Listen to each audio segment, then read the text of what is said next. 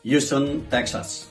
Pinangunahan ng Consular Corps ng Houston sa ilalim ng pamumuno ni Nadine Kai Hennig at Executive Chief of Staff Marty McVeigh sa pakipagtulungan ng UN Association USA Houston Chapter. Ang forum ay dinaluhan ng halos 300 bisita na ginanap sa Ismaili Center. Si Consul General Gunter Sales ng Houston ay nagsilbing panelista sa Dialogue with Diplomats, The Role of Modern Diplomacy. Kabilang din sa mga ito sina Houston Mayor Pro Tem Martha Kaistek Statham, Harris County Judge Lina Hidalgo, Al-Karim Alidina, Pangulo ng Ismaili Council para sa Estados Unidos, at iba pang mga kinatawan ng lungsod at mga lider sibiko.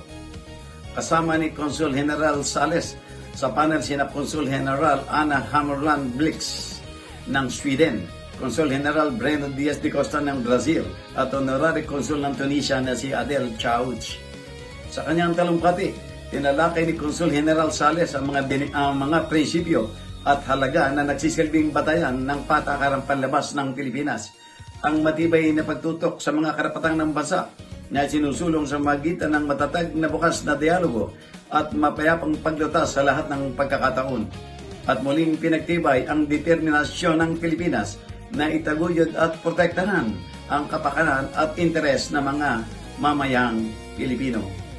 Mula Amerika, Jojo Cesar Magsumbulat-ulat para sa journalnews.com.ph.